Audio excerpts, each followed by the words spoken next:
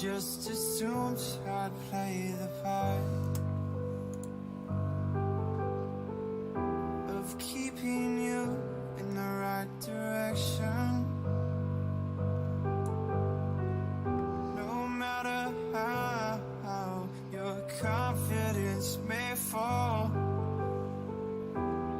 I'll be here as your foundation. And I say, hey, yo, just let it go. Your struggles won't remain. And I say, hey, yo, we're holding hope and wake up yesterday. So hold on to me.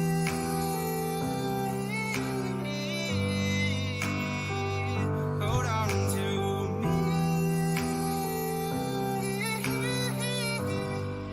Hold on to me.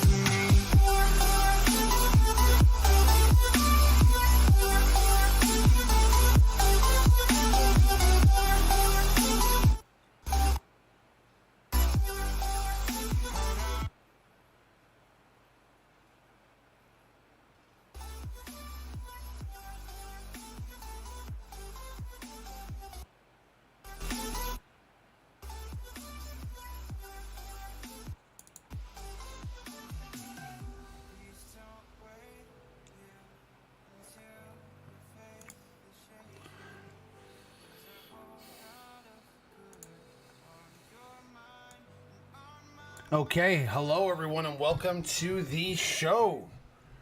So, hope everybody's having a good weekend.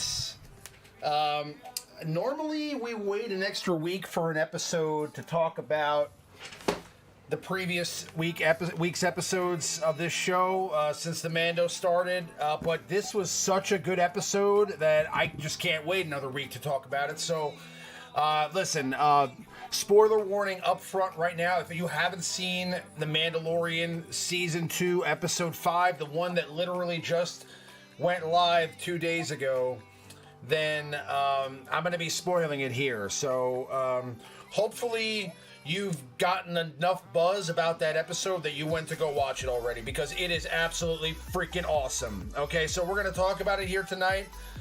We've got the full panel here for us to discuss. I hope everybody's having a great weekend. First and foremost, the very handsome gentleman directly above me, good old Maurice. How you doing, friend? You're muted, buddy. You're muted. Hello. Good evening. Hey. So I'm liking I'm liking the comb over haircut today. I'm liking the way it looks. It's like it's very 80s. Yeah, it's been like this probably since the 80s. So, and then also the giggling you heard back there is the beautiful Avinash. How you doing, Avi? I'm doing great, thank you. Good. And the RangerJ1999, the from Reality Skewed Gamers. Yeah, thank you. I'm trying to cut you off before you said something stupid. No, I this time I decided to just go straight up for RangerJ1999 and thank God's above. There's small miracles that happen once in a while for someone. Listen, if you don't like it, I'm just gonna go straight up for the. I'm just gonna tell you, it's Ranger. That's what I want. Ranger's here. Okay, so no, he's not pretending. He has good mods. He does have good mods. Okay. It must be Thing. It is Thing. Yeah, Thing. He does. There must be Thing or someone that pretend like he knows what the hell he's talking about. So, guys, how's everybody's weekend?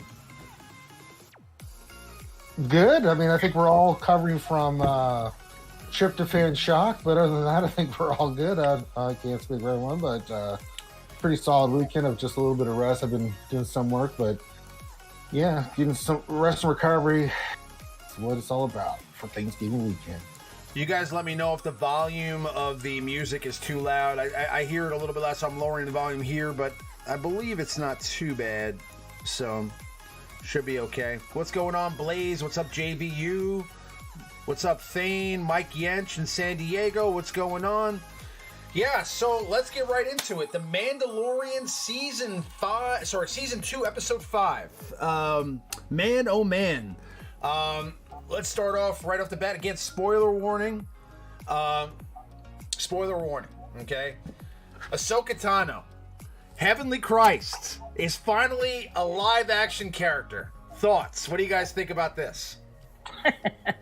Well, the second one, because the first one was Bo-Katan, right? From, episode 3, which was ridiculous that they actually got Katie Sackhoff to play it. But, I mean, what can you say? I didn't have any doubts. Rosario Dawson is just a incredible actress. She nailed it.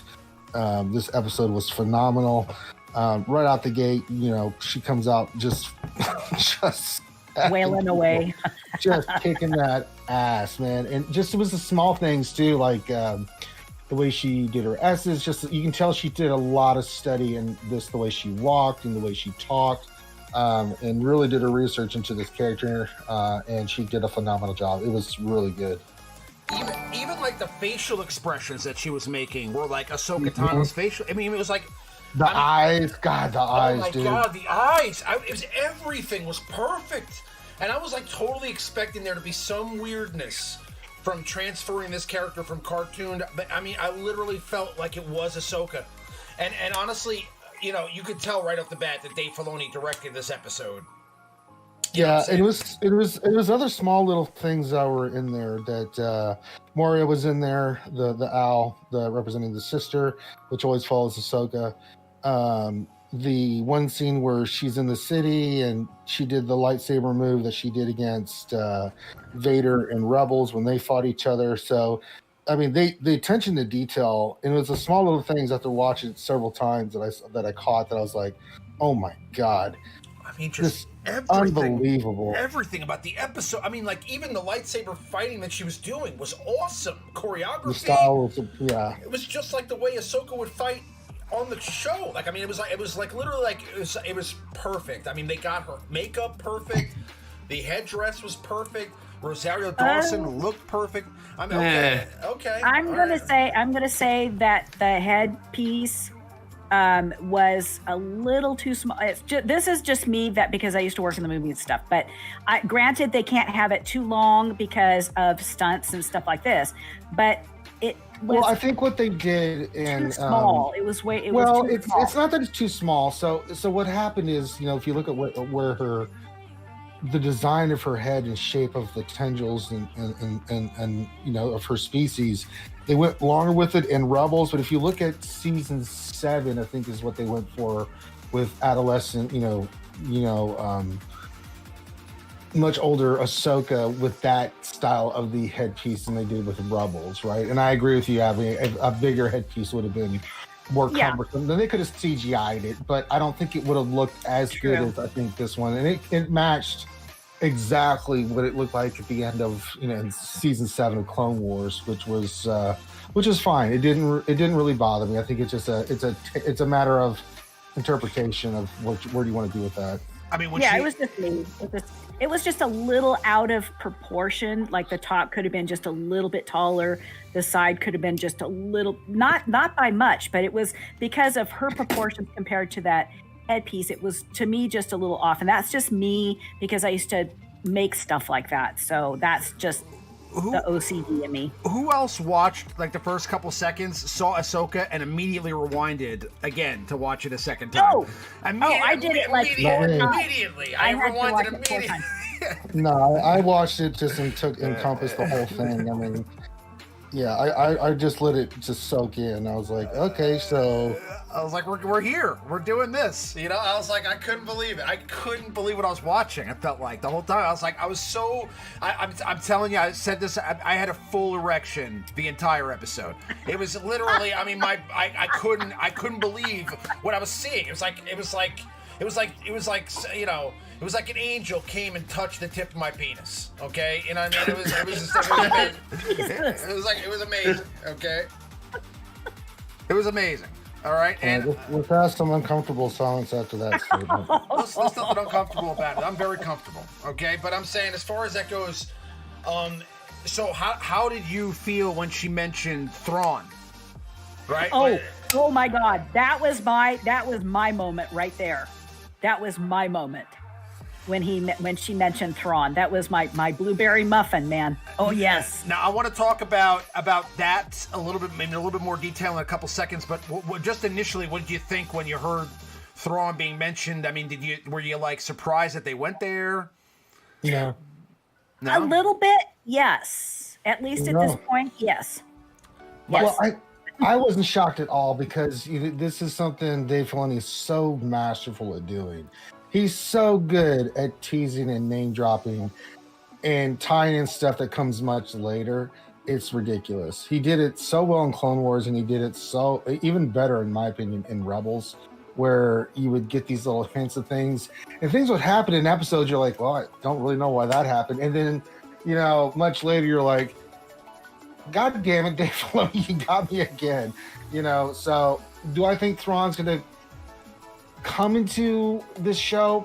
I don't know. There's a possibility that he is. Is he the one that's pulling, our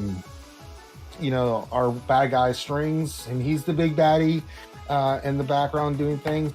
I know, because there's so much stuff we don't know. At the end of Rebels, we had this scene where they show where the characters were, right? With Ahsoka and especially Sabine. We saw, what happened with Hera, right? And it was a time skip because, she see their son and he's much older. So it's much later after Return of the Jedi. Now, the scene that they show at the end of Rebels with Sabine and Ahsoka, we assumed it was right after the battle of Return of the Jedi, of Endor, and then they go and look for Ezra. However, after seeing her mention, "Where's your Master Grand Admiral Thrawn?" I wonder if, because the look of her in the beginning with the hooded cloak, the way she was wearing it, is that where they go and show a picture of her and Sabine, then going looking for Ezra? I don't know. I don't have any clarification on it. And if Thrawn's pulling the strings, there's a lot of stuff that's still so ambiguous about what it could mean for Thrawn. I mean, you can speculate till the cows come home. Yeah. So honestly,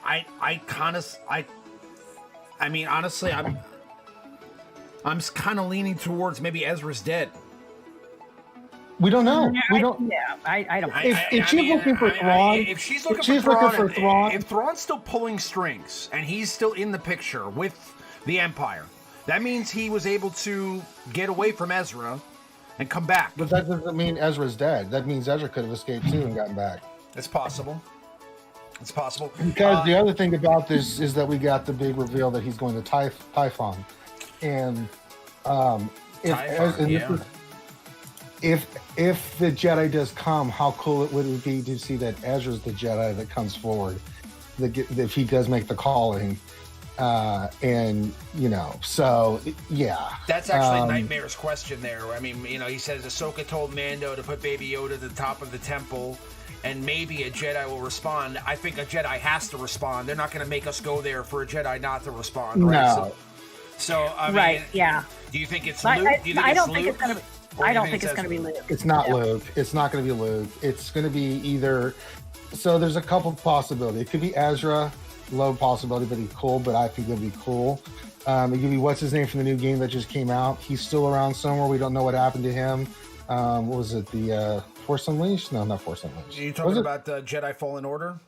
Jedi Fallen You're Order. talking about Kyle Kestis, right? Not Kyle Kestis. Okay. Or it could be Cal another Kestis, Jedi. Cal Kestis, sorry, Yeah, Cal. Cal Kestis, yes. It could be him. It could also be another Jedi we don't know about, or if it's from the lore, they're really good about doing that. We do know that Grogu, his name, we learned about that, was actually a Padawan at the Jedi Academy or the Jedi Temple. He was trained there. He was brought there.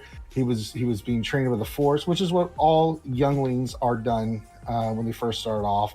You've seen the scene in Episode 2 of Attack of the Clones. All those younglings that have not matured yet, they learn the basics of the Force and lightsabers and things of that nature. They're trained by many different masters while they're there until they get to a certain age and they're chosen by Jedi to become their Padawan. So it makes sense that he was there. However, what we don't know is, we know someone took him out of there before and killed everyone. Who was that? How did they get him out of there? Where's he been this whole time? It throws more questions than it gave answers. Now, I was trying to remember, was he stolen out of there or was he taken out of there? Someone saved and took him out of there. Okay, I was trying to remember what was said about that. I was trying to remember. Yeah, he was trained there. Ahsoka said also that she's only ever seen that he's unique. That she's only ever seen one of his kind before, and that was Master Yoda. So yeah, there's a lot more questions to be unanswered. And I think but it was nice. It was nice that we got a little bit of background on him, a little bit more. Where's he come from? All that stuff. So and the name is dumb though. They should have picked another name. I'm fine with the name. I don't think it's dumb at all. I mean, they have to pick some name. They have to. It can't be Yoda. You know it reminds me of something from Dragon Ball Z. Goku. It's not Goku. I mean, think about it. It's Yoda. There's Yoda, Yaddle, and you got to think of somebody. You got to think of some name that's. I get it. You got it. No matter what, you're not gonna be happy with the name. You know what I'm saying? But just quickly, what's going on? Nightmare. Yes, the holiday weekend is almost over. Thane made a $1.99 donation. Thank you very much, Thane. He says, "Yo, I thought we were gonna play some Among Us. We will do that if you want. I just, honestly, we got into the Mandalorian stuff, and I've been kind of riding that lightning because I kind of love talking about the show. It's been so good that it's kind of like." I really need to just come here and talk to you guys about it. And this was another one of those scenarios where I just had to come here and talk about it. What's going on to Abner, Quentin Gee, what's going on? Also to Nightmare and Lord Megatron, Ray Rock, what's up?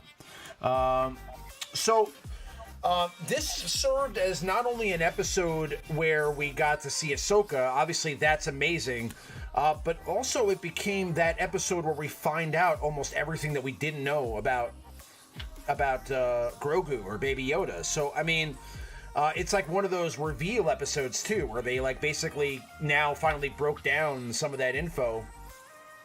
I mean, are you guys like disappointed that now we know a little bit more about the mystery, or do you feel like they handled that correctly? I felt that they handled it very well because it was just enough information to tease us a little bit and wanting more. So it wasn't like we were dumped with the whole background of him or what happened, how it happened, who he was, it was just enough information that it gave us a little bit of knowledge because we've been starving for it, but not quite enough that we look forward to finding out more. Yeah, and I think we'll get more through the Jedi Temple. If you've ever seen some of the interaction in Legends or in the shows, Jedi Temples are very spiritual places that, that are very steeped in the Force. And I think you're going to see probably some flash. I bet you when he puts him on that scene stone, because it's going to come down to Grogu wanting to make a choice. He doesn't have to call it to a Jedi. He can say, I don't want to be a Jedi or use the Force anymore, too. That's the other option. What if a Sith comes? Sith would not really. I mean, the Sith will feel him in the Force, but I mean, they wouldn't get the call. Yeah, it's the light side of the Force. In the place where he's going is, a Sith could, because Tython is not. It's the birthplace of the Jedi, but it's of the original Jedi, and they.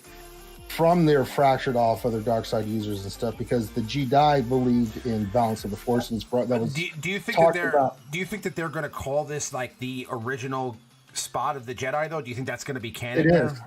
It is canon. This is the original. I mean, I don't care what they say. I mean, this planet has been steeped in so much in the Old Republic and other books, And I think the Bane trilogy as well, Typhon was also a place of where the Jedi were for the longest time. It wasn't until much later that they went to Coruscant. I mean, Typhon is where the Jedi believed, as you was talked about, the balance of the Force. You had to be perfectly balanced in the Force with both Ashla and Boken, which were the two moons. You couldn't be too light or too dark. You had to be perfectly in sync with your emotions and everything to become a Jedi.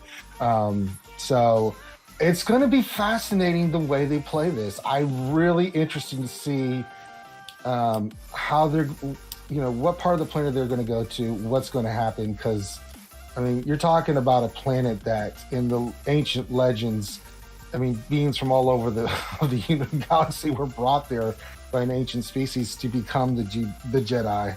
But this is where the origins of the Jedi occur. So I'm fascinated by this. So I mean, do you think they'll have the two moons and Typhon? Oh, they have to. I mean, they're all about fan service, and you've seen the stuff that Filoni has slowly made canon. Come on, you think they're not going to have the two moons there? You're absolutely right. They should. I mean, if they had the pearl, they're gonna have the two moons. They have to. This is such an awesome season, dude. I can't believe how much lore they're throwing at us. It's just unbelievable. I mean, like I'm so shocked. And what they're really doing, and what I love about the Mando is, we've got Bo-Katan, and we've got Ahsoka, but at the heart of the story, it's about Mando and Baby Yoda and their relationship and their journey. Mm-hmm. Yeah, these characters show up and it's cool and stuff, but they just further the adventure and the journey that those two are going on. And I think that's that's really why the Mando works so well, because you can have Bo-Katan show up and he can go do something, which is what he does, but she's just there to push him to where he needs to go. Right, and she does. And it's the same thing that they did with Ahsoka. She had to go there to get information and try to learn about the Jedi and maybe get him to safety. That was his mission. It didn't work out that way, but But then you kind of realize that he has more of an attachment to Grogu than he thought. He looks at him like a father. I mean, that's the kind of relationship and you can tell how much. Through the series, how much as a person that the Mando has changed. Like before, I was thinking about this, if you see him in the first episode of season 1, if he'd walked into that same town with all those people being tortured the way they were, you wouldn't give him second thought. But as soon as you saw that, you saw him just like it affects him. So it's really interesting to see the dynamic of the shift in character in Mando and his journey through all this and how it's changing him. How this one little child. He's not a rigid guy anymore. He's not like I'm interested to find out what he's going to do with that spear. Because that is one thing that can deflect the dark saber. Well, that's why Mandalorian armor was always so valuable, because only the Mandalorians know how to make it. Beskar is one of those. It can deflect blaster bolts and it can deflect lightsabers. It could stop lightsabers. That's been in the books and stuff for a long time. That goes back to the old Republic War days with the Jedi and the Mandalorians. So that's why it is what it is. So some people are like, oh, come on, how's he blocking a lightsaber? Like, that's what it's supposed to do. It's an energy resistance material. That's what it does. And in the Legends book, even Jaina Solo, when she had to go confront her twin, Jason, she got trained by who? Boba Fett. And what did they make for her? Special Beskar armor to go face him, because it was a life and death fight there. It's true. Gom, what did you think about this? Will Ahsoka reappear in a future? So, Nightmare's question: will Ahsoka reappear in a future Mando episode, or do you think they're setting up an Ahsoka spin-off TV show for Grand Admiral Thrawn and Ezra to finish that off? Do you think that this is kind of like leading into like a Rosario Dawson show? I don't think it's going to be a spin-off yet. I don't think they've. I don't know. Maybe. I don't know. She'll come back in the episode for sure. Okay. Yeah, I don't think she'll be like a weekly occurrence, but I think she will come back from time to time. And I guess if the show Mandalorian does go on and on and on, and the show keeps its popularity, and I mean, then maybe perhaps there's a spinoff. But I don't think they brought in Rosario Dawson just to start a spinoff immediately. I mean, maybe I'm wrong, but I don't know. It was good. I mean, it was a good episode. I think the spear, like if you have that valuable commodity, Beskar, you couldn't make something a little cooler than a spear with it. Like you couldn't do something a little better. Like it deflects lightsabers. Okay, well then you can make a shield. You know, you could make a sword. Like you could do something else, like a spear. That seemed like an interesting choice. A spear is rather awkward, yeah. So I mean, do you guys think that the goal here at the end is for the Mando himself, for Din Djarin to eventually become the Mando, that become they become the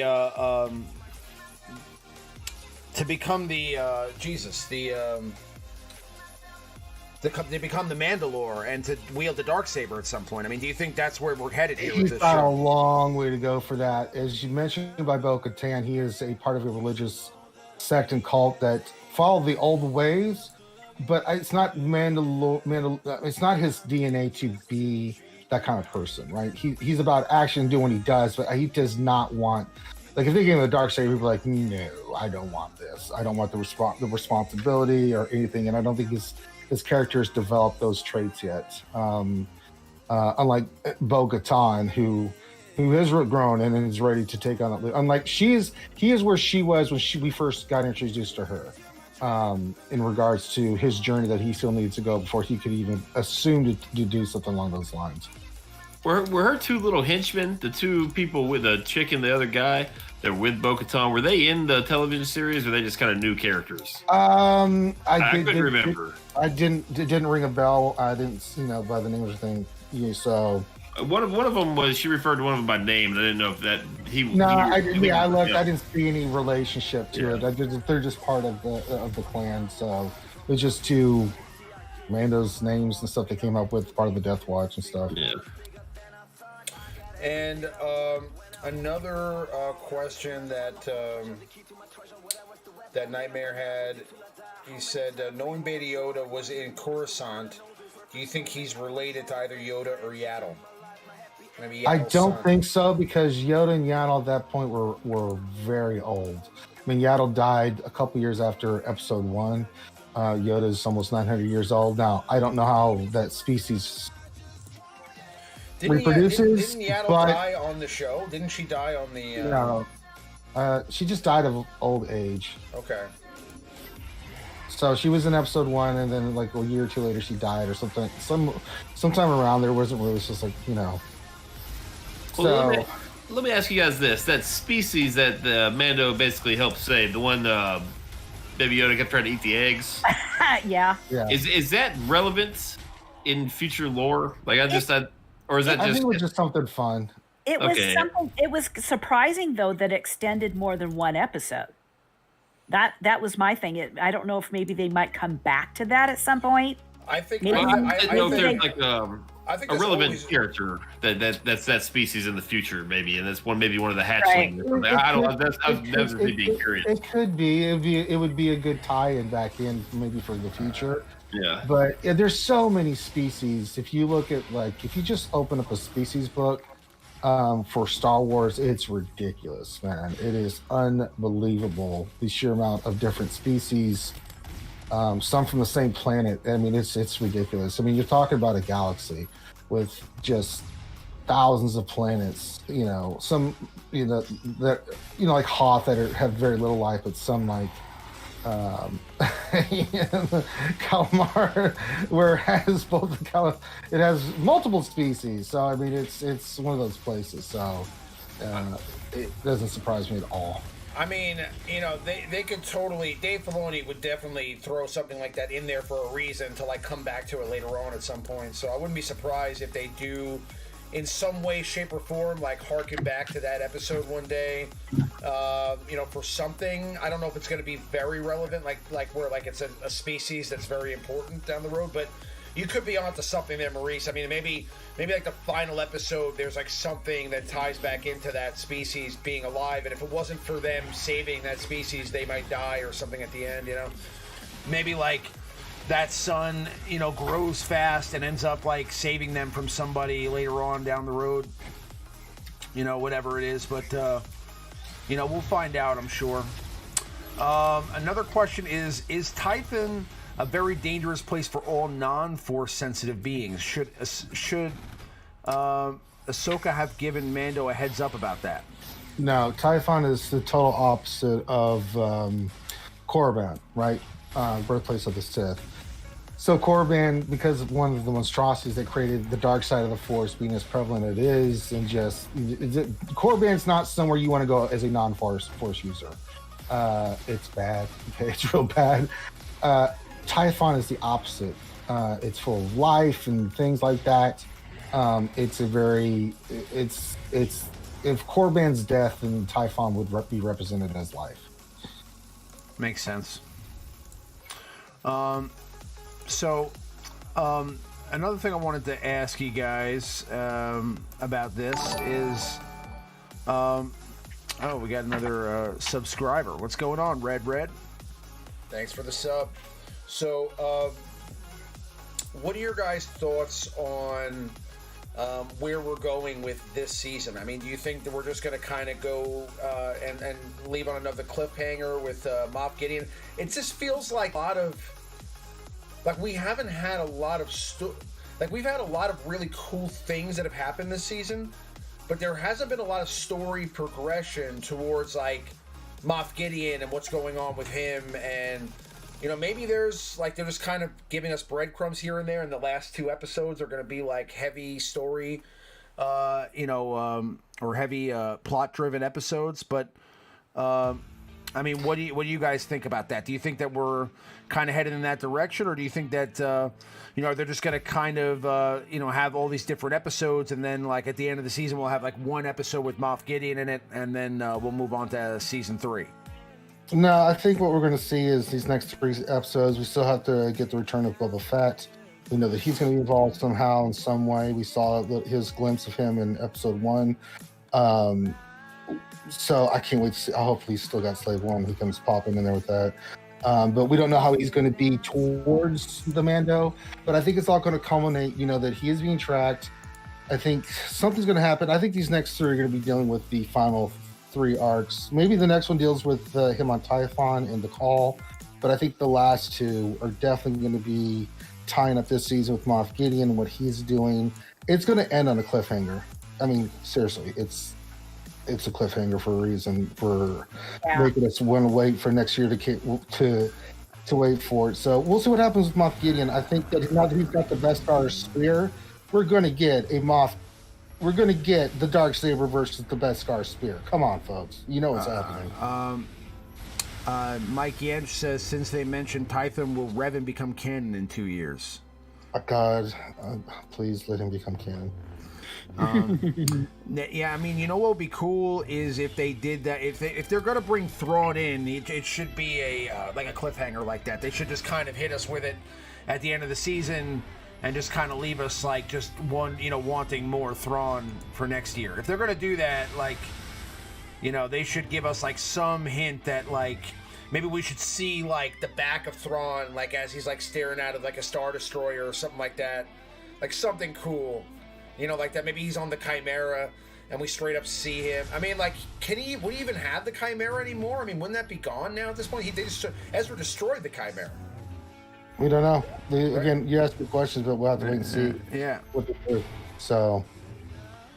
Yeah, it's interesting. I mean, there's a lot of unknowns. Yeah, for sure. So we'll have to see, which way they go with it. But overall, I'm very happy with the choices they made. I mean,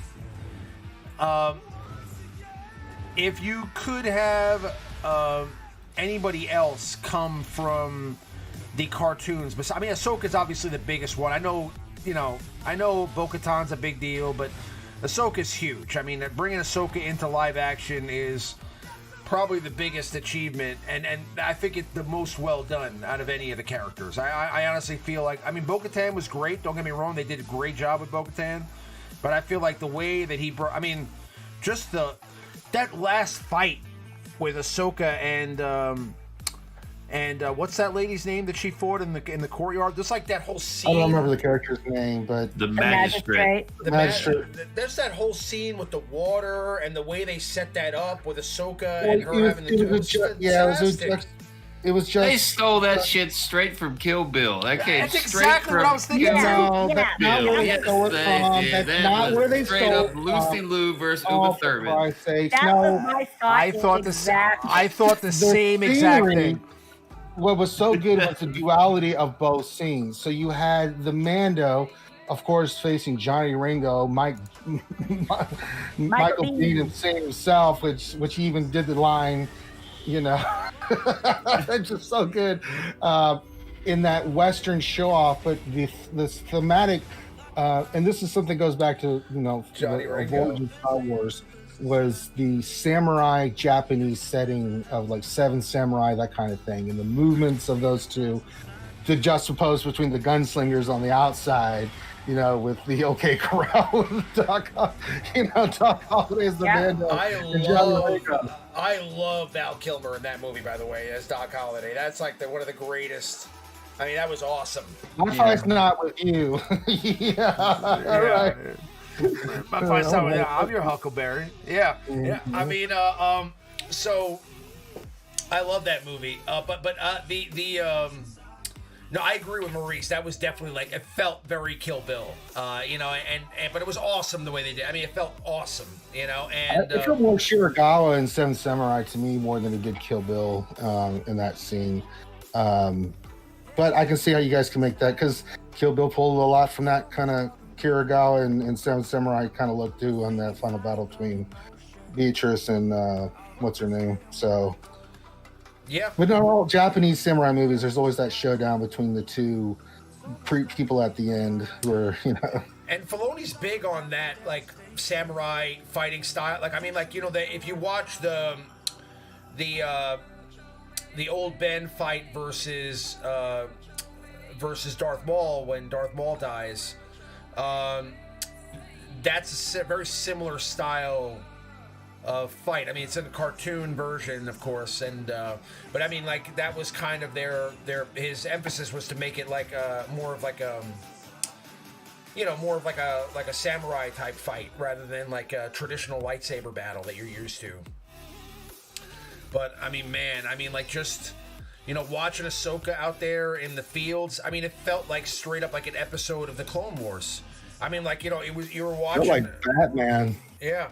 Where is Corvus from? Where is Corvus from? And where do I remember that from? What do you mean? Corvus. I mean, there is the Corvus, which is a ship from Battlefront. The Corvus is a ship. I know that, but I don't know if, I'm trying to think if there's a actual planet. That's where they go to. That's Corvus is where they go to with all the. What were those animals that were walking around on the planet when he first lands there? Those big like elephant type creatures that were walking in the background. I mean, I was also thinking, like, did you see the set? I mean, how much money do they have for this show? I mean, it's unreal. I mean, like, the set that they made where they have the people being tortured and these. I mean, like, it's just. I mean, like, that's like Star Wars movie money that they were using to make that. I mean, that set looked ridiculous. You know what I'm saying? Like, everything about it. When you're Disney and you're getting the subscriptions and you've got the money coming in, you can do stuff like that. You know, so. But you're starting to see, not just with Disney Plus, they've always had the money to do that, but you're starting to see this more like with Amazon, like with The Boys and Netflix and their series. They just announced that they're doing a One Piece live action show that they're going to be pumping money into. They can finally now, because of the amount of money they're making, make their own movies and produce these from these great stories like HBO did with Game of Thrones, right? They took the story, invested a lot of money into it. And so when you've got a company like Disney or Netflix or Amazon that have these kind of budgets, they can start, they're like, yeah, we can produce just as great quality, here, and people are starting to see that, sometimes movies are really good, but when you have a story like Star Wars or Game of Thrones or all these great series, it's better to do them on TV. Because you can really flesh out the characters and stuff like that. It's a better platform to tell these stories on. There's something I read today about a line that Ahsoka said where she basically said something to kind of like already quell any complaints that people would have about her being on screen, which was like she made a comment like trying new things, like, and how you have to try new things, and sometimes sometimes they're great, but you wouldn't know unless you tried. Well, I mean, you should always. You can't be afraid to fail. Yeah. I mean, if you're going to go for it, go for it. But I mean, it's always how you execute it. How successful it is. Nightmare has another question. How do you like Baby Yoda's name? And if not, do you think it will grow on you? Maurice, what do you think? No. I think it's stupid. I think it was a pretty dumb name, but I know you guys would kill me for that. But I was like, what? They said it, and I was like, oh. Like I was like, oh, it's his name. Oh, it's terrible. I was a little disappointed in the name decision, but I don't have a choice. It's definitely going to grow on me, right? Like, I'm going to continue watching the show. Like, the name of the child isn't going to, because I don't like the name, I'm not going to stop watching the show. Right. I don't know. I feel like they could have done something a little cooler than that. Yeah. I think the name's fine. I don't like the name. I mean, names to me, it's a name. So they have to pick. I feel like it's like a noise that like some infant of one of the producers just spit out during breakfast when we're like, oh, that's it. That's the name we're going with. What do you think about every time he said Grogu and Baby Yoda looked at him like, ah? Like that noise he made every time he said his name? It was like the cutest thing I've ever heard in my life. Like every time he says Grogu, he's like, "Oh!" It was awesome. I want some of those cookies. I love the dynamic. I want some of them cookies. I absolutely. It looked like those Girl Scout mint cookies or something. I was like, yeah, let me get some of that shit. I absolutely love the dynamic between Din Djarin and Grogu. I think that they are great together on screen. Like I like that there's like that father-son kind of relationship between them, and it's like you're seeing it develop. Yeah, it's great. It's great, and no, definitely very cool. Nightmare says the Mandalorian show seems more Star Wars to me than the sequels ever did. How badly the sequels were received, do you feel like the show is saving Star Wars? I don't think it's saving Star Wars. Star Wars doesn't need to be saved. I mean, the sequels, whether you liked them or not, you have to agree with the fact that it did split the fan base. It's a fact. However, it's still made over $6 billion with the movies. What are you saying, from more money? I mean, Jesus Christ, Star Wars. I think what it's done, though, is it's gotten back to what Star Wars is really about. It's about the bigger universe. It's about the characters. It's about, because we relate to the characters. They are us and we are them in some sort of way, and their journeys. And I think that's what makes, it's the mysticism of what Star Wars is, and just the fantasy of it. I mean, it's a sci-fi fantasy, and I think that's what they've kind of gotten back to. And I think that they've really done specifically well here is, Favreau said that he wanted this to be a Western. It sure in the hell is. I mean, this is a guy going from city to planet to planet, like they did in the Old West, from town to town, and that desperado that's does the right thing, but does it in his own rules and things of that nature. It's fantastic. I think the theme of what they've done with Mando is just tying in the themes of Star Wars and really getting back to the essence of what Star Wars is, and I think that's why it's so successful.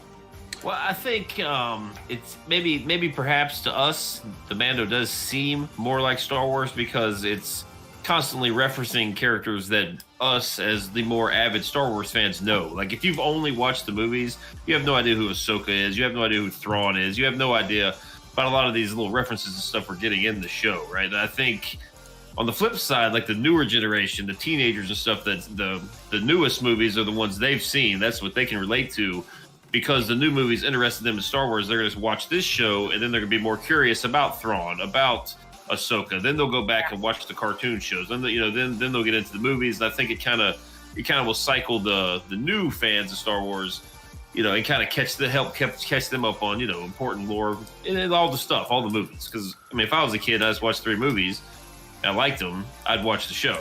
But because those movies were my first interaction with Star Wars, I have no idea who any of these characters are. But now I'm interested. So I think they've done a really good job of kind of leading us veteran, old school kind of Star Wars fans along, and also bringing in, some new aspects to the new fans. I think they're doing a great job with the show all around. It's entertaining. It's for the most part pretty family friendly too. So I mean, I don't have young children, but I mean, your son watches it, Ramon. Yeah, like, is there anything bad in the show? I don't really hear any profanity. There's a little bit of violence, I guess, but I guess all Star Wars has some violence in it. So.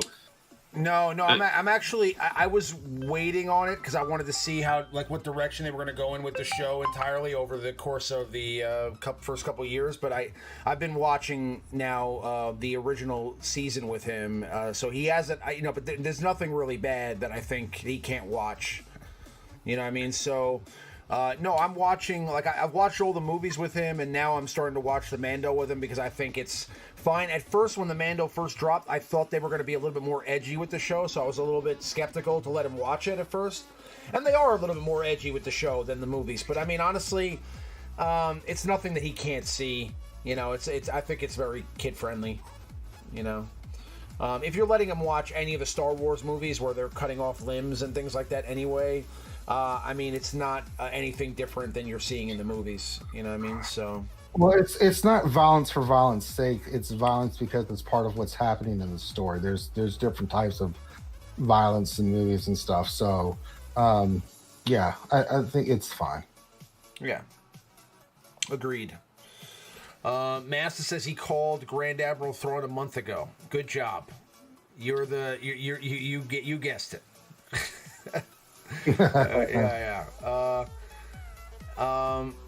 Yeah, Nightmare, you need to give listen, Clone Wars is not for everybody. I get it. It's a cartoon, so if you're not into watching cartoons, it's going to be tough to watch it, but Clone Wars first season is hard to watch. I love Clone Wars, but even I can admit that. But if you give it a chance and get into some of these seasons, some of the seasons are phenomenal.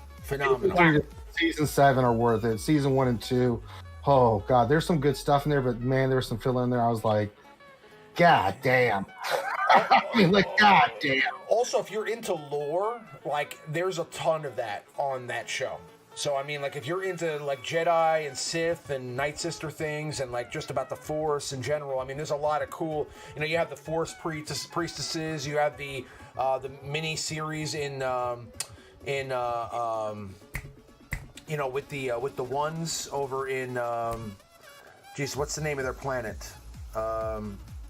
Let's see. If he wants to watch it, watch it. If not, you can always just go back through and you can look at the episodes and the arcs. There's lots of places that'll give you the episodes and arcs and just go watch certain ones. You don't have to watch the entire thing, but yeah, definitely season 7 has its filler too. I mean, I love the first 4 episodes, and the ones in the middle are just kind of okay. The one where she's hanging out with and I understand it. It was character development and leading Ahsoka through what happened to her afterwards, and it's necessary, but that's what all it was to me, was just necessary. It led her to where she got to 7, 8, 9, and 10. So yeah.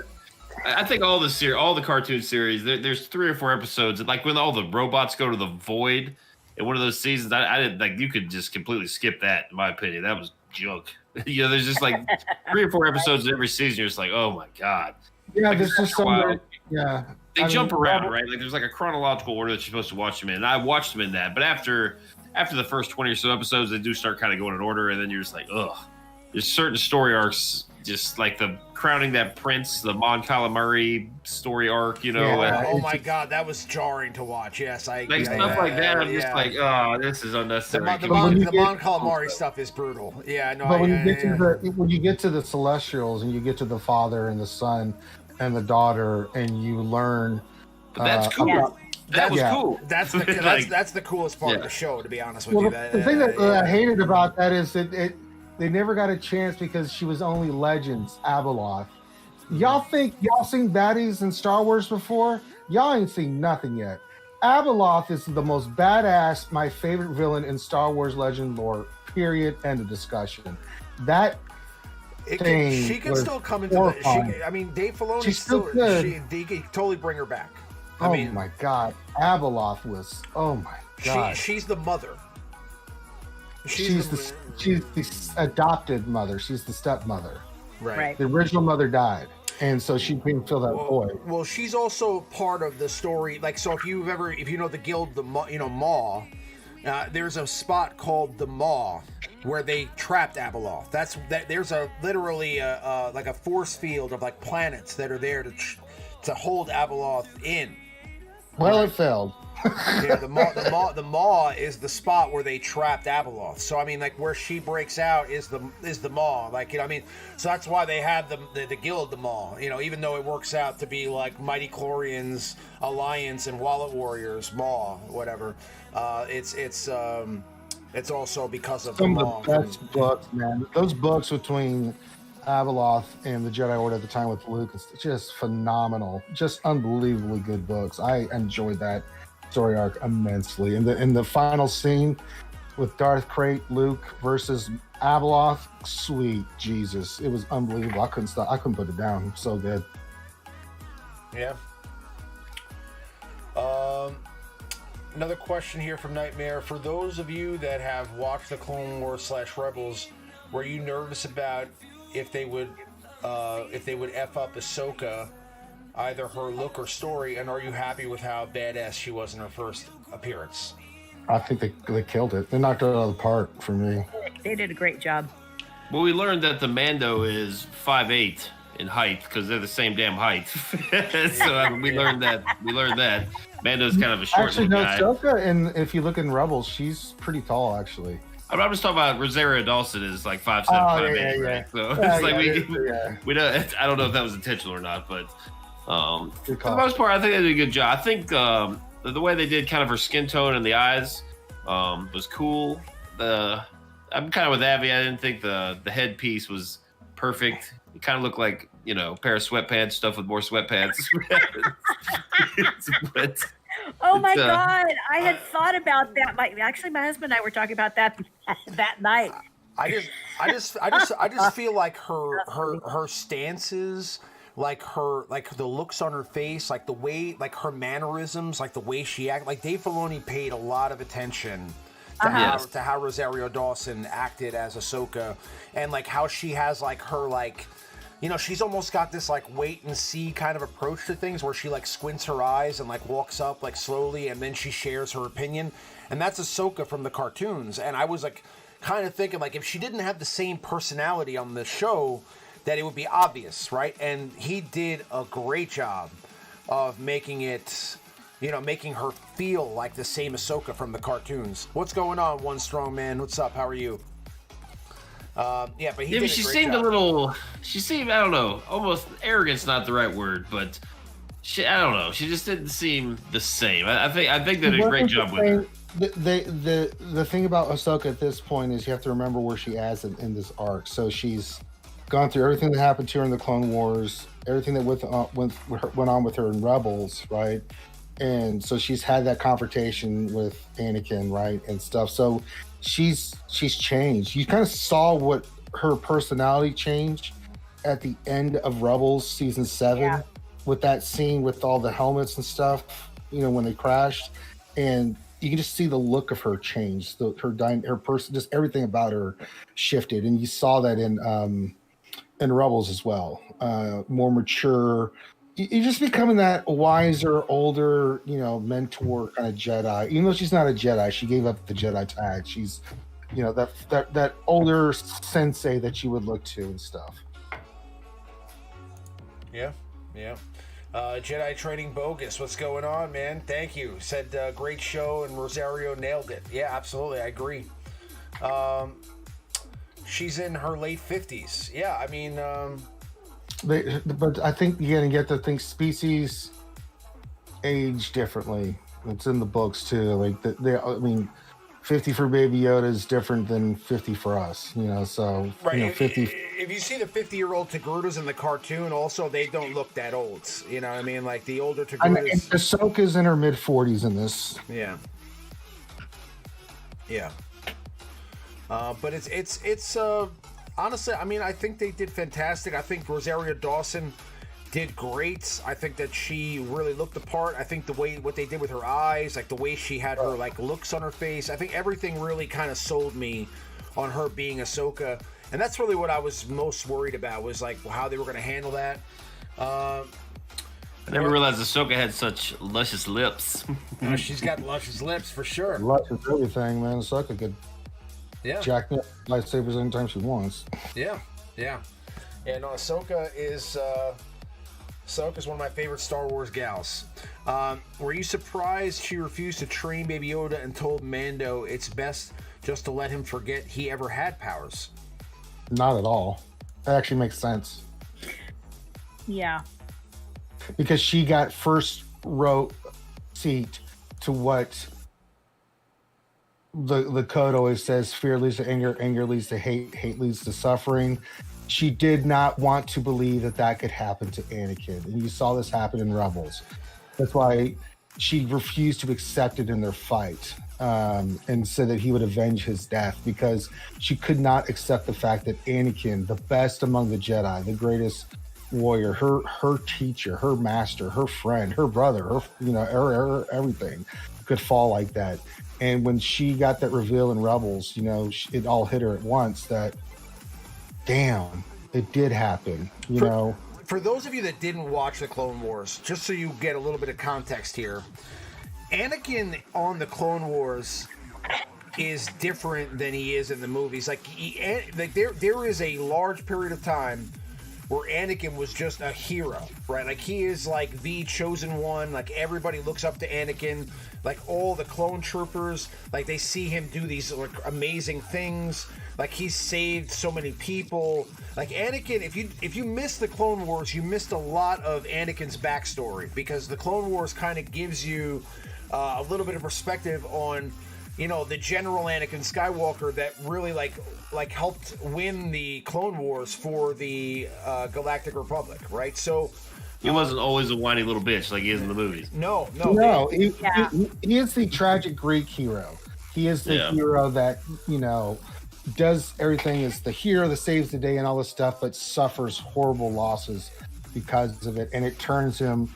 You parallel his journey and Luke's. Both of them kind of parallel stories, but it's the hero's journey, and Luke goes the path of enlightenment and light side, and doesn't give in to the path that Anakin chose, right? But yeah, I think Clone Wars really does flesh out his character a lot more. Where in episode 3, if you've watched Clone Wars and then you watch episode 3, the change suddenly in Anakin doesn't seem as brutal as it was. You don't really get that transition, like, because from Clone Wars you just see him as a Padawan in Attack of the Clones, and then in Clone War, I mean in Revenge of the Sith, he literally goes from. Yeah, what happened? Did we drop? Oh, the stream dropped. It might have been me. No, it was him. Oh no, I was hearing everything. No, it dropped for a half a second. But it literally goes. He goes from like saving the day to killing babies, like literally in a matter of minutes, right? So you just don't see that progression because there's so much story they're trying to fit into that movie.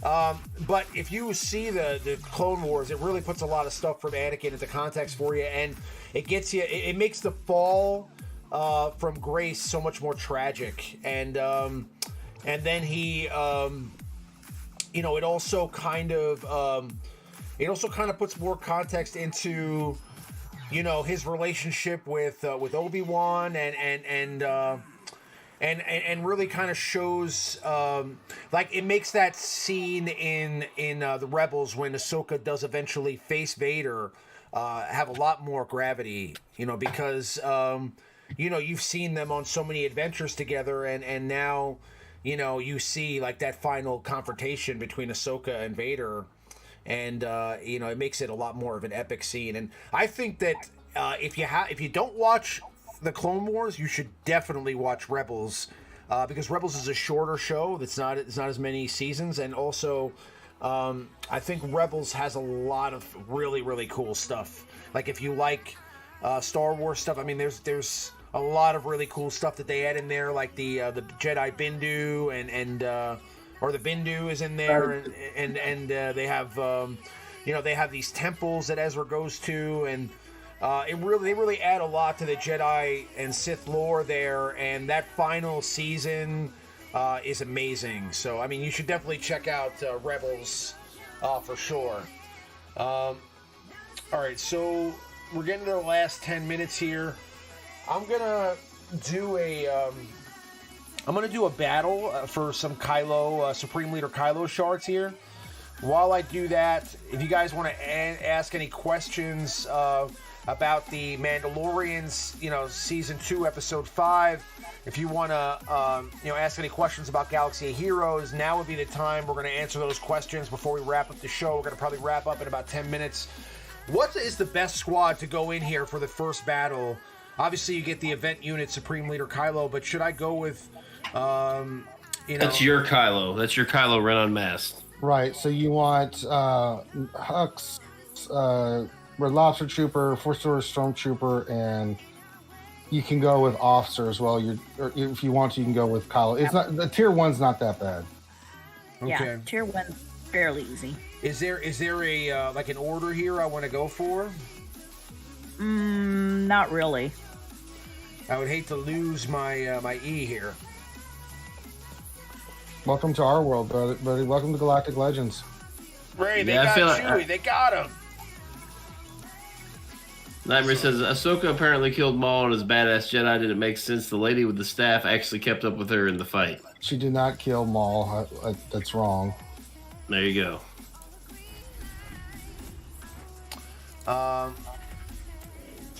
Kill Finn. All firepower on Finn. Oh, kill Finn? Okay. Stun his ass, kill him, shoot him, maim him, murder him, please, God. Yes, gotta stun him and kill him. Or just go for BB-8. And just go for BB-8 and it's over. Yeah. Golly. You're still good. You can still recover here. Finn. Yeah. What? Should I be going for Finn or BB-8? Finn! Man. Yeah, Finn! What are we saying? I mean... You were telling me you said kill BB-8 and you're good. That was sarcasm because you just ignored you were everything killing we said. BB-8. Oh my God. I can say that's confusing, but... Jesus Christ. Okay, Finn's dead. All right, so now... Get Poe out of there. Poe out of there. You see, I was thinking because of the turn meter, you go for BB-8, but maybe he just works. If you can keep BB-8 stunned, then that's good, and then go for Poe. Yeah, get Poe's monkey ass out of there. One strong man says, question, is anyone running out of low-end gear? Yes, it's called having 3 Galactic Legends working on 4. Yeah, that's the thing. Especially if you're a newer player, like if you haven't had the benefit of playing for 5 years, like 4 of us, you will start running out of that low gear after about the second GL. Because you start, there are charts and stuff out there that show you which gear is safe to use for each tier of the relic salvage. But when it comes down to it, you just start getting desperate and using things maybe you shouldn't. So it's I've been pretty sparing on a lot of my stuff for relics, so I'm pretty happy about that. One of my accounts isn't so lucky, but my main one still has several thousand pieces that I can still use. Well, it will really make you just start thinking about, like, let's say, like, I really love Queel. I want to take Queel up and relic him all the way up. really makes you think twice about like taking characters up. You know, like Yep. well, if I take Quill up, I'm not gonna have anything left for when I eventually make my Sith Emperor run or something like that. So you really have to be careful. At the very least, all my characters Ray. are Sorry. Relic 5. And then I pick and choose who to move up depending upon what I need them for. Because those relic packs are really bad. Like, so you don't want to, God, yeah. you don't want to buy those. Like, you really just want to conserve everything you can. The assault battles give you a little bit. You can get a little bit through the various little game modes. Just be really, really careful with the higher end stuff too. So you want to save everything, I guess. Be real careful with your relic decisions. Galactic Legends take priority, unfortunately. Like, I'm going after Emperor. I don't want him. Like, I really have no interest in Emperor. But you gotta do it. I got him. I just unlocked him last night. So now I've got all my 4 GLs done, and I can work on other stuff. Yeah. Like, honestly, I would rather work on Quill and IG-11 than Emperor. Yeah. Like, that's what I want to do, but I know that if I don't, eventually it's really gonna hurt me. Grand Arena, TW, we're in a competitive guild. I can't be pussyfooting around and be the last guy to have all 4, and I hate doing it. Taking Sidious up is killing me. I like Piet's cool. I don't mind Piet. Piet's worth it. Tarkin's okay because I never would have done him, and he is a capital ship. And Relic 3 at my GP on him, I don't have any of the Zetas. He doesn't really affect my matchmaking in terms of characters. Like, a lot of these characters, I don't mind. Like Stark and Veers, I already had Stark at 3, but Veers at 3, I'm like, well, it's unnecessary, but I use that character. Like Krennic and Royal Guard are a little meh, but I guess they all have meh characters, right? So, I don't know. Right, you're gonna do tier 2 here, Remon, and here's the surprise: you do the same battle and you kill the same order. Now, who do you kill first? No, tier 2 is the Zori Bliss one, I think. Yeah. I know, just joking. Yeah. Tier 2 is the Zori Bliss one. Isn't that one harder? I don't think that one was hard. I don't recall, man. It's been so long. Kylo was the first. I took videos of all. I did videos of all of them. Go back, but I think at least don't do anything until we see the actual footage first. Yeah, I mean, it's the same team. Officer. Yeah. Okay. So yeah, same team. Yeah, you got it. So Ramon put it on auto since the AI plays it better. Thank you so much. Listen, screw you guys. Okay, I'm gonna go ahead and do the best I can. All right. You got it. Go in there. You got this. Just go kick ass. So go for. Basically, I'm going for Finn again. Yeah, if he's the one you always take out first in these, if I remember correctly. Finn's in there to kill him because that turn meter is just a nut. He gives that shit to Poe. Poe starts getting loose. You're in big trouble. So you got to kill. Yep. You got to go after Finn first, and Poe. Then Zori, and then I think BB-8's the last one. Okay, yeah, I was right.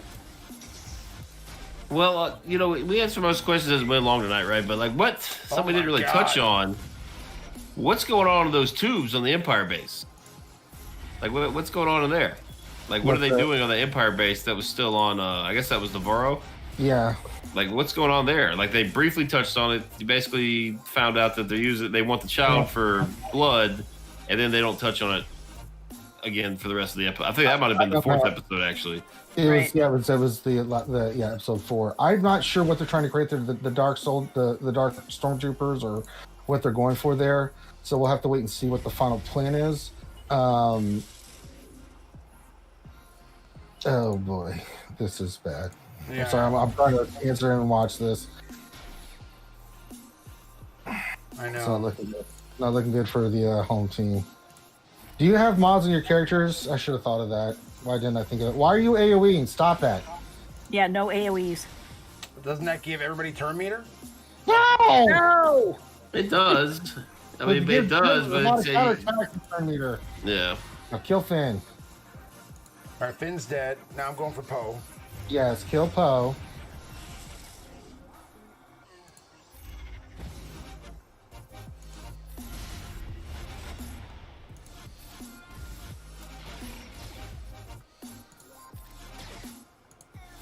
It's like waiting in suspense. I'm on a delay. I know, right? It's like. So you're saying never use Kylo's AOE.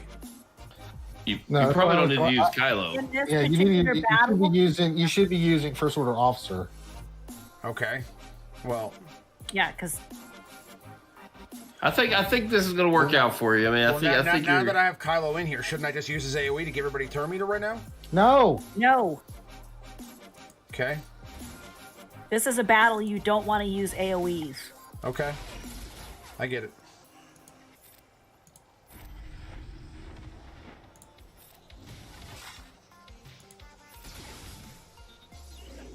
We just had everybody in the chat just basically recommended basically everyone said all of the First Order characters at one point or another. You need First Order Officer, Fox, ST, Hux, Crew. You need Phasma. You need Fu. Everybody except for Kylo. No, they basically named about 11 First Order here in a short span of a minute or so. You could go Officer and Execution if you wanted to as well. I used Fu and but Kylo wasn't. Yeah, Kylo was the OG. Kylo was not one that you wanted to use because. Yeah. But Red Lobster Trooper is really good in this because he gets rid of all those dazes and shit that get on. They just killed Red Lobster Trooper in like the first 3 seconds of this battle. Well, that's what they do. I'm trying to think. I think for the. I can't. I haven't recorded for the ultimate. Like when you get to the ultimate, I remember I recorded that battle, but yeah, I think I used Hux and First Order Officer. Yeah, you stun. Yeah, you use Officer, you use Hux, you use Red Lobster Trooper, and I think you use who was the other one that gave turn meter? I can't remember, but it was all turn meter to your Kylo, and then you stun Finn, you stun Poe, then you just AOE, you just burn him down.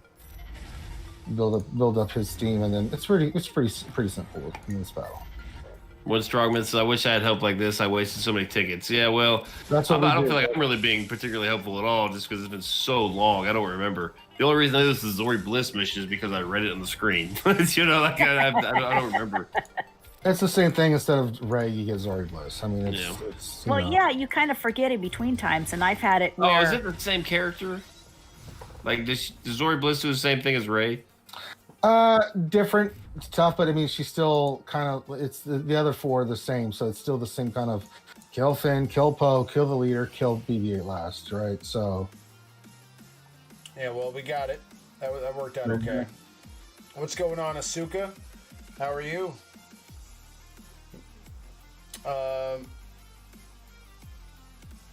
Screw you guys, I'm going home. Yeah.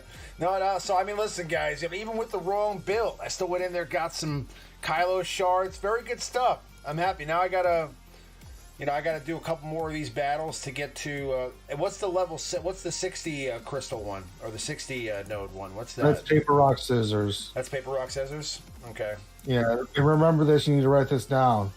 2131. 2131.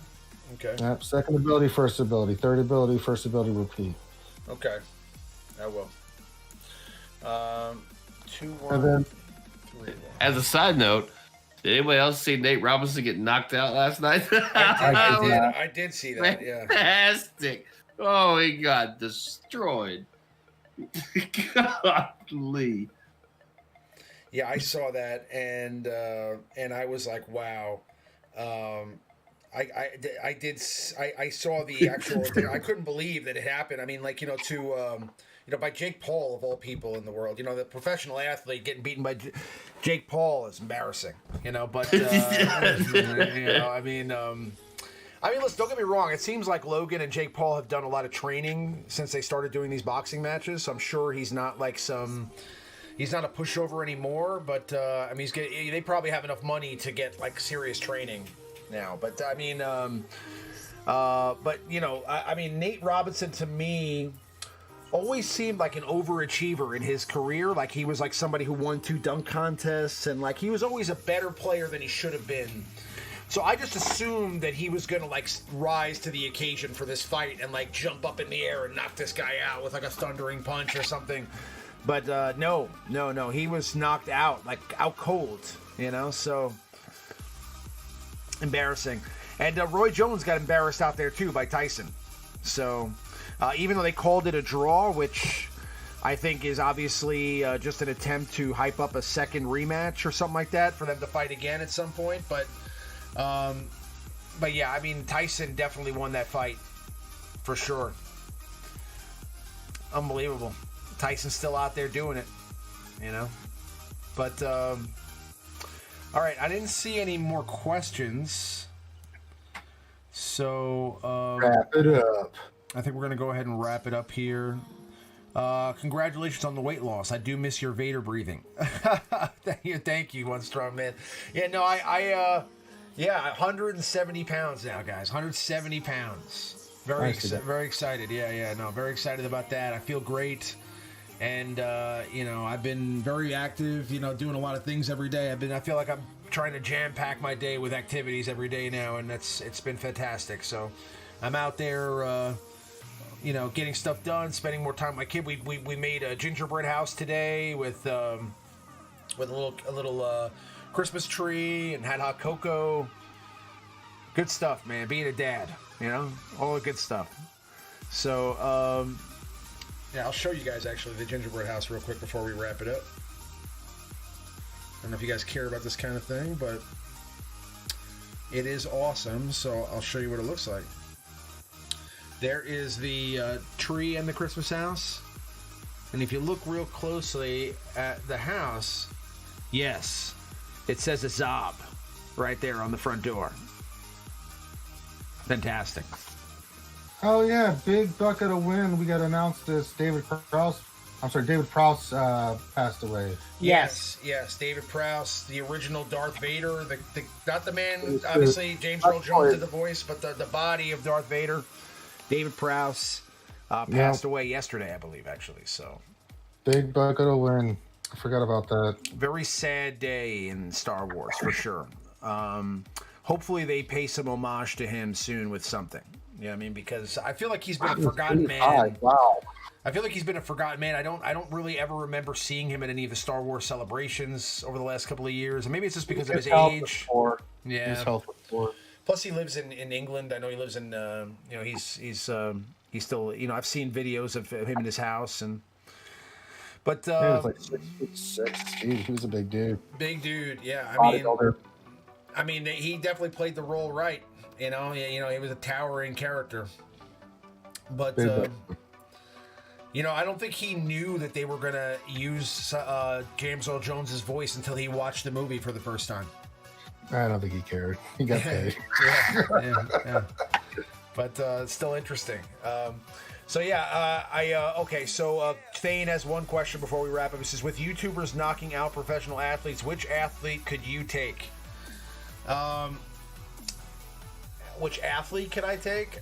I personally believe that I could probably take out What kind of question is that? I don't know. I don't know if there's any professional athletes that I could take out. Even females. They probably take me out. But I don't know. That was Nightmare's question. Yeah. I mean, not that I would think about that anyway. I'm sure that they would. My days of kicking people's asses are over. You got to bear in mind that somebody who is a trained professional athlete, that's what they do. Like literally all day long is like train physically, and it's not just the fighting portion of it. Of course, that has a big deal to do with, your experiences in life, but. To be able to withstand the length of a fight, right? Because when you're using a boxing glove, you're not like actually able to hit somebody with your full force. Like it's almost like hitting somebody with a pillow. So it's like, when you're to stand up for whatever, 7 rounds, 8 rounds, 12 rounds and fight, it's more about stamina than anything else. And being able to stand up there and handle throwing punches for an hour is exhausting. If you've ever been into a real fight before, I know like after like the first minute or two, I'm totally winded and done. Like when you're just sitting there throwing punches with somebody, after you're done throwing those punches, your body like just catches up to what just happened and you're like exhausted from fighting. You know what I mean? So imagine trying to do that for an hour. It'd be exhausting. So like a professional athlete who could sit there and like throw the punches. I mean, you got to give hats off to guys like Mayweather and people like that can sit there and fight for, for almost an hour in the ring and be able to withstand, dodging and moving out of the way and throwing punches and still having any kind of energy left. They still hit somebody with some sort of force. Real fights, I'm not talking sports fights, are over quickly. Yeah. It's not, there's no rules. Right. All right, let's move on. All right, we're going to wrap it up here, guys. What's going on with Operation Metaverse this week, Maurice? Thursday, we do Galaxy's Edge on YouTube, 10:30. Throughout the week, I'll be on Twitch I didn't do my Grand Arena today, but do all the Grand Arenas. We got some stuff coming on Monday, Wednesday, and sometime next weekend. We'll be on doing some cool stuff there, so come on over. All right. And what's happening with Boba's Alliance this week, Abby? Not a whole lot, but we'll be doing our podcast tomorrow. So that's been kind of popular. Okay, great. In the group now. And what about Reality Skewed Gamers and the live shows this week? What's happening with you guys? We'll do my GAC tomorrow. I'm already Kyber, so we're just gonna have some fun. See if we can get the final big win of the year. Had a great opponent. He'll probably be watching. So we'll try to finish it up with a big win. But it'll be like we always are, Monday through Friday, got the one stream. Wednesday, we'll do the Wednesday night stream. Saturday, be Jedi Academy. We should be back doing D&D this next weekend coming up. And then we'll have a bunch of fun streams in between on the RSG Twitch channel. Right. Okay. Definitely make sure to check out Reality Skewed Gamers, Operation Metaverse, and the Boba's Alliance podcast.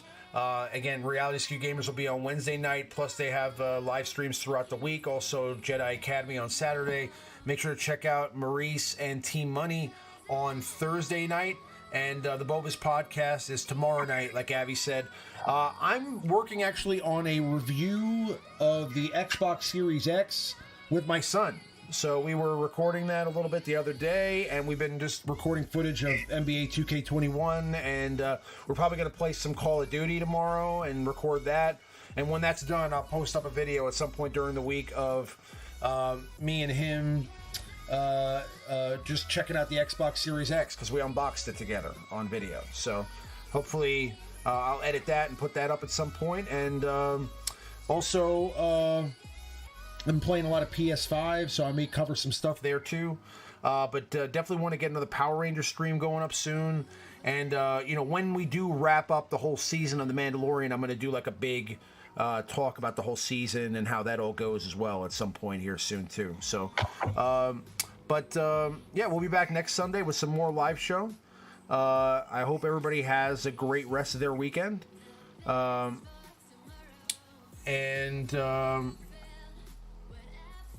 May the force be with you guys, and we'll see you guys on the next one. Everybody, thank you so much for coming in and joining in the chat. It was a great time. Have a great night, everybody. Thank you. Take care.